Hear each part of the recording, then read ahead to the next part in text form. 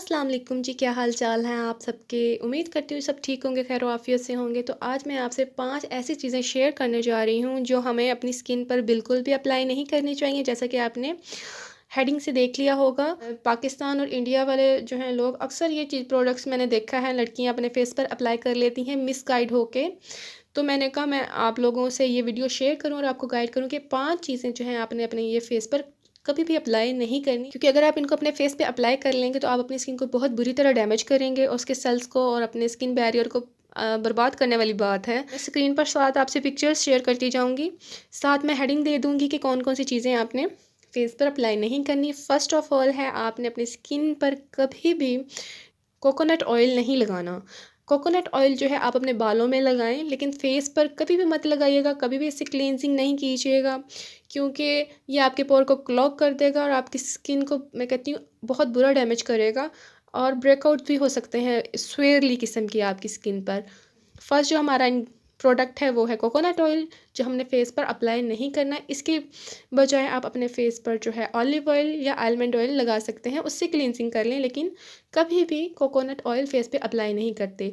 Second जो है हमारा प्रोडक्ट वो है, हम अपने फेस पर बेकिंग सोडा, जिसे उर्दू या हिंदी में मीठा सोडा कहते हैं, उसको हमने अपने फेस पर अप्लाई नहीं करना किसी भी मिक्सचर में, किसी भी रेमेडी में ऐड करके, क्योंकि डर्माटोलॉजिस्ट से मैंने पूछा था अपने, उन्होंने कहा था कि ये बहुत ज़्यादा डेंजरस है अगर आप अपने फेस पर अप्लाई करें, क्योंकि बहुत सारे ऐसे जो आप कह लें पीलिंग सॉल्यूशन है, ये उससे भी ज़्यादा स्ट्रॉन्ग इसमें जो है इंग्रेडिएंट होते हैं बेकिंग सोडा में, आपकी स्किन को बुरी तरह डैमेज कर सकते हैं। लिहाजा बेकिंग सोडा हमने किसी भी रेमेडी में ऐड करके अपने फेस पर नहीं अप्लाई करना।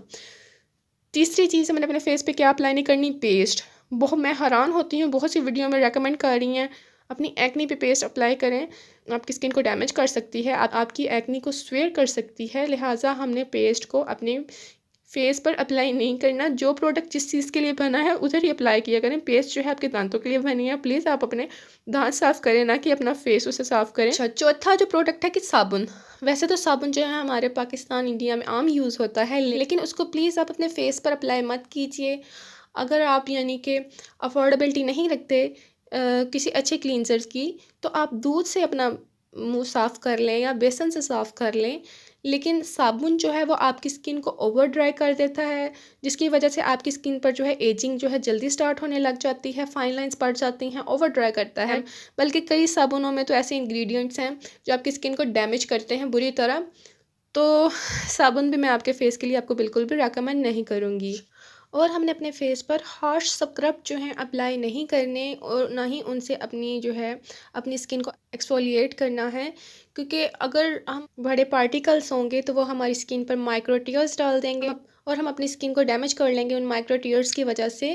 जो हैं जितने भी हार्श स्क्रब हैं, जैसे सेंट आइव्स के स्क्रब्स हैं, उनको मैं बिल्कुल भी रेकमेंड नहीं करूँगी। आपने कभी भी अपनी डेली स्किन रूटीन में स्क्रब ऐसे ऐड नहीं करने जो हार्श हों, और डेली बेसिस पे हमने स्क्रबिंग भी नहीं करनी, ठीक है।